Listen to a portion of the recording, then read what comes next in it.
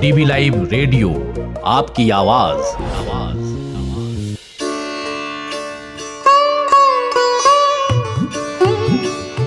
मैं अजनबी की तरह आया था और अजनबी की तरह जा रहा हूँ।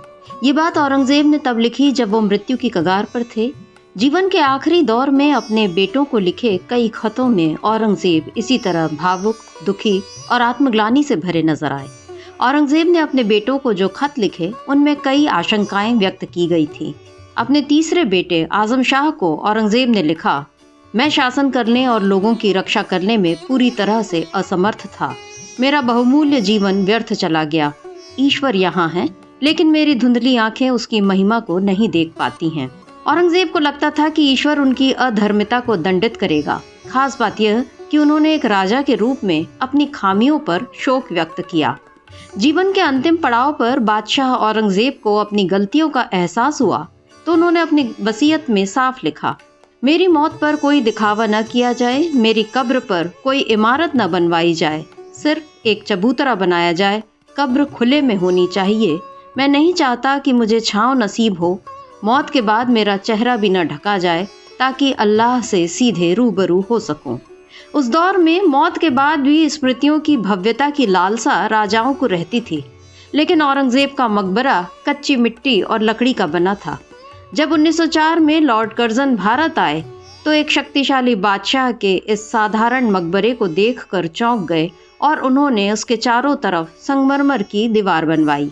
आज औरंगजेब को लेकर कई तरह के दावे हो रहे हैं कि उन्होंने हिंदुओं पर कितना अत्याचार किया, सत्ता के लिए किस तरह अपने पिता को कैद किया, अपने भाइयों को मौत के घाट उतारा। हालांकि राजगद्दी के लिए अपनों का खून बहाना केवल मुगल सल्तनत में नहीं हुआ, इतिहास के तमाम पन्ने ऐसे प्रसंगों से अटे पड़े हैं। औरंगजेब का पन्ना भी उनमें शामिल है। औरंगजेब ने अपनी सत्ता और साम्राज्य विस्तार के लिए बेशक बहुत रक्तपात किया और आज के मानदंडों के हिसाब से जनता पर अत्याचार भी किया, लेकिन इस बात को खारिज नहीं किया जा सकता कि 49 साल यानी लगभग आधी सदी तक इस मुगल बादशाह ने 15 करोड़ की आबादी पर राज किया।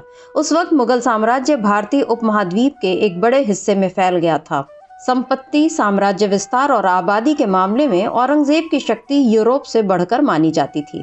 औरंगजेब ने खुद को दुनिया का कब्जा करने वाला यानी आलमगीर कहा। अपने जीवन काल में ही औरंगजेब ने पूरी दुनिया का ध्यान अपनी तरफ खींचा। 1675 में इंग्लैंड के मशहूर कवि जॉन ड्राइडन ने औरंगजेब नाम का एक नाटक लिखा। ये नाटक मुगल सम्राट औरंगजेब, उनके भाई मुराद बख्श और उनके पिता शाहजहां के इर्द गिर्द घूमता है। यह नाटक ड्राइडन की सर्वश्रेष्ठ दुखांत रचना मानी जाती है। औरंगजेब के शासन में कई यूरोपीय यात्रियों ने भारत की यात्रा की, औरंगजेब से मुलाकात की। उस समय ब्रिटिश, डच, पुर्तगाली और फ्रांसीसी व्यापारियों ने उपमहाद्वीप के कई हिस्सों में अपनी गतिविधियां स्थापित की और मुगलों के साथ व्यापार समझौते किए। 1618 में जन्मे औरंगजेब ने 1658 में 39 साल की उम्र में राजगद्दी संभाली और 1707 में 88 वर्ष की उम्र में इस दुनिया से कूच किया। औरंगजेब में अपने साम्राज्य को चारों दिशाओं में बढ़ाने की अदम्य लालसा थी। खासकर दक्कन में मुगल साम्राज्य को ले जाना उनकी खास उपलब्धि रही। हालांकि उनका व्यक्तित्व परस्पर विरोधी इच्छाओं और प्रेरणाओं के मिश्रण से बना था, जिसमें एक तरफ शक्ति और संपत्ति की चाह थी, दूसरी तरफ निजी जीवन में हद दर्जे की सादगी थी। औरंगजेब पर आरोप लगते हैं कि उसने लाखों हिंदुओं को मारा, मंदिरों को नष्ट किए, लेकिन उन्हीं औरंगजेब के शासन में कई ऊंचे पदों पर हिंदू ही विराजमान थे। औरंगजेब ने हिंदू मंदिरों की रक्षा के लिए कई आदेश जारी किए और ब्राह्मणों को वजीफा और जमीन दी। इतिहासकार प्रोफेसर BN पांडे लिखते हैं कि प्रयाग, काशी, मथुरा में औरंगजेब ने 200 मंदिरों और ब्राह्मण पुजारियों को जमीनें दान की थीं। देश के पहले प्रधानमंत्री पंडित जवाहरलाल नेहरू ने भी अपनी पुस्तक डिस्कवरी ऑफ इंडिया में औरंगजेब की कथित कमियों को विस्तार से सूचीबद्ध किया है। नेहरू जी लिखते हैं, जब औरंगजेब ने पहले के मुगल शासकों के समन्वयवाद का विरोध करना और उसे दबाना शुरू किया और एक भारतीय शासक की तुलना में एक मुसलमान की तरह काम करना शुरू किया तो मुगल साम्राज्य टूटने लगा। नेहरू की नज़र में औरंगजेब के इस्लाम के प्रति समर्पण ने भारत पर शासन करने की उसकी क्षमता को कमजोर कर दिया। नेहरू जी की भांति और भी कई इतिहासकारों ने औरंगजेब की कमियों की पड़ताल की है, लेकिन उनमें अनावश्यक सांप्रदायिकता को नहीं आने दिया। मगर अब औरंगजेब का नाम लेना गुनाह की तरह देखा जा रहा है। यहाँ तक उनकी कब्र को अरब सागर में बहाने की मांग भी उठ चुकी है। हालांकि इतिहास के पन्ने इतनी आसानी से पानी में बहाए नहीं जा सकते। सर्वमित्रा सुरजन।